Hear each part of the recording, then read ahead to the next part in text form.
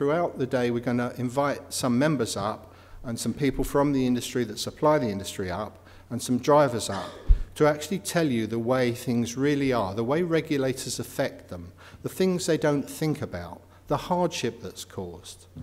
And we're going to get some real people talking to the rest of you people here today to explain the difficulties we've had. And as I say, we've got the thing videoed.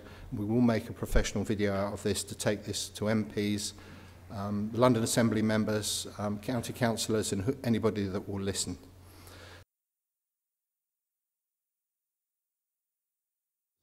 The LPHCA has a turnover of 150k. We've already spent 149k on the legal costs this year. We have to now, regrettably, challenge Transport for London and regulators that are coming up with what we consider to be extremely unfair and unrealistic things in the court. Where are we on this? The legal challenge is 5 weeks away on the 25th of April. So far, we've spent on the legal challenge in the region of £149,000. The cost of the next leg, I've got a bill sitting in the LPHCA's inbox for £35,000 plus VAT for the barrister's fee on the day in the High Court. That doesn't include the junior lawyers. It doesn't include other things we're going to need to do because on a daily basis we're getting more and more inquiries. So we have to challenge this in the courts, and we've been granted 2 grounds by the High Court to do that. But we are going to need 2 things. We're going to need more members and we're going to need more donations to the Fighting Fund. You operators and the suppliers to the industry that are going to lose your businesses if we don't fight this need to help us help you. We chose to support the Fighting Fund because our business is your business. Ultimately, the final legal decision on whether the new operator fees will be implemented or not will affect us all. We support the need for this fund and the cause it supports. If the operator fees are implemented by the TfL, and the end result is, as the LPHCA have stated, this could wipe out many, many operators, leaving the futures of many drivers, industry suppliers, and others connected to the industry in jeopardy too. That affects you and me.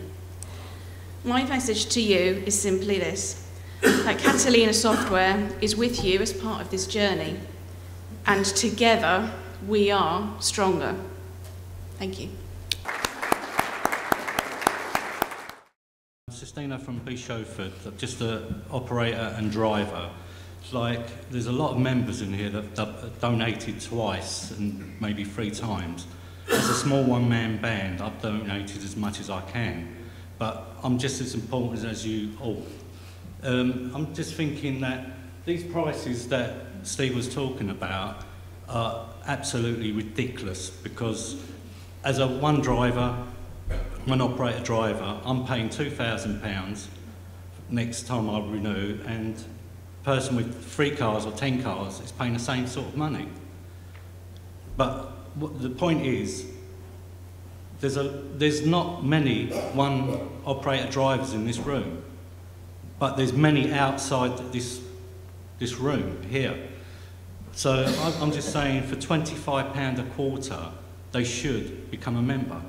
We're one of the 2,300 and something operators who have not signed up and who have not contributed to the Fighting Fund thus far.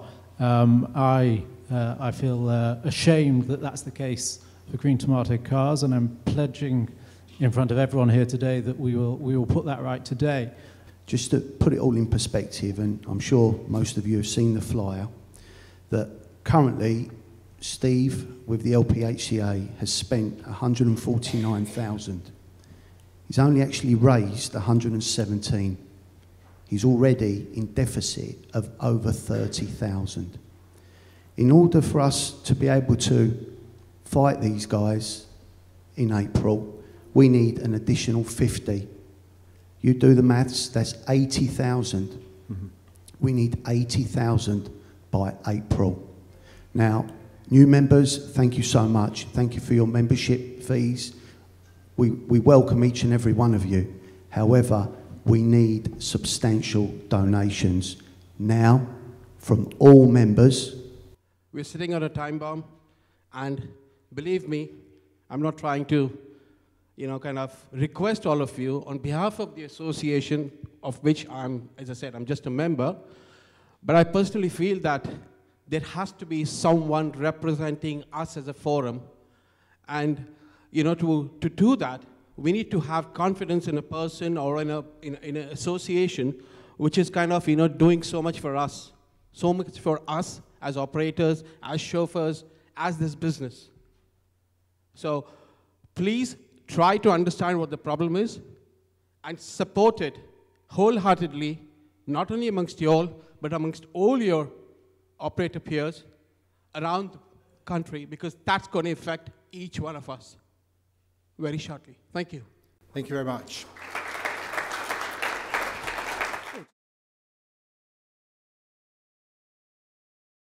We've got this situation, we're meeting Sadiq Khan, and we haven't got a clue what the requirement is, because nobody at TfL has discussed what the requirement is. All we know is that Sadiq Khan kindly put it back from, after pressure from Gareth Bacon from the Conservatives for us to have a meeting with him, to July. We've had a very strong position on English language. You must be able to communicate as a private hire driver in plain English. You do not need visa-level English or to be able to write an essay. I worked as a working driver. I did 500,000 miles of driving. The most writing I did was to give a receipt to a passenger. My name is Mohammed Ejaz, and I work for Midway in Golders Green. I have been doing this cabbing for the last 38 years, and it wasn't my first choice to become a cab driver. I used to work at Ford Motor Company in Dagenham as a quality control inspector. I can take you right across England without using that sat-nav or anything. Can someone from the Transport London Mayor's office explain me, by writing an essay of 130 words, how is it going to improve my communication with my customers? And I've never claimed any benefit or anything, and I can assure Mr. Sadiq Khan, if I'm out of work on 16th of July, the first thing I will be looking is for the benefit or where the benefit offices are. And I came here just to shed some light on the English test problem. I'm representing here a lot of other drivers, they can't make it here, but we have had discussions about the English test. A lot of people, they are exam phobic. They can speak English, they can even write and read English well, but they cannot sit in an exam.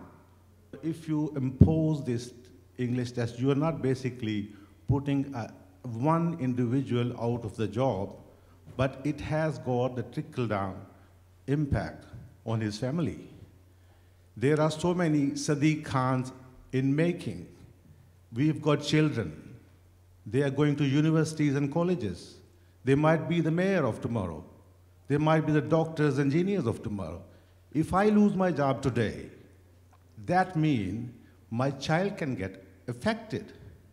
We are going to ask Sadiq Khan to give us a test that's fit for purpose. And the current test isn't fit for purpose. Absolutely. That's the bottom line. If you went to Gatwick, because it's not in London, and had a booking to Brighton, you wouldn't be able to do it because you'd have to come back empty.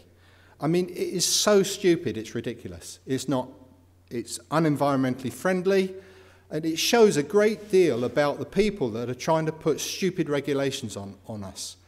It really is unworkable. I ran a cab company for 25 years, and I simply couldn't run my business by saying to a customer that's ringing me up in Watford, I'm sorry, but we've got this rule that won't allow me to pick you up because you're going in the wrong direction. Even though I've got a car that's a yard away from you, I can't do it. It's very simple to prevent that from happening. Geofence the apps, prevent these vehicles from appearing, and only allow vehicles to be e-hailed within their operating area. My own company has significant contracts operating to the south of London, out of Gatwick, out of Stansted, out of Luton. 70% of the business we do from there doesn't go into London. So, from my perspective, we'd be bankrupt overnight if these regulations came out. I'm sure there are other companies in similar positions, and there'll be other companies who will see a percentage of their business disappear. Operating perfectly legally now within the spirit and the letter of the current regulations, why should we be prevented from trading because of what is a relatively new and easily fixable problem? I think TfL need to look again at their ABBA proposal and come up with something that actually specifically solves the problem they're trying to fix without putting companies out of business and drivers out of work. The law needs to change. But what we need is something that's robust and fit for purpose and allows companies and traders to do those journeys. This is very different from a cross-border situation, and people keep mistaking it with cross-border. Cross-border is a totally different animal altogether. But this is about efficacy and protecting local work and protecting local jobs and protecting businesses as well. And unless we look at clear geofencing and the fact that if you do not have geofencing and you have a licensed driver from Cambridge rocking up into Chelmsford, or you have a licensed driver from London rocking up into Maidenhead, there is no way that the local licensing officers can enforce. Just with regard to the ABBA proposal, I'd like a show of hands if you think that the ABBA proposal is fit for purpose. Not a single hand. If you think the ABBA proposal is not fit for purpose, would you kindly raise your hands, please? Well, everybody that is able to vote in the room has voted against it, so that message we will be taking forward. Where people do use public transport, and door-to-door public transport like we have, they use it because they have to use it. They don't own a vehicle. They don't have a bus stop outside their front door. They're elderly, they're frail, they're vulnerable, they're disabled. They use us for that particular reason. And I use the word discrimination. If you were to have a congestion charge in London, why wouldn't you congestion charge the taxis? Well, you might as well do the buses as well. It's absolutely mad to think of congestion charging public transport. We're a public transport mode that the hospitals, the schools, the stations, the teachers, the nurses, millions of people depend upon, the vulnerable, the frail, the disabled.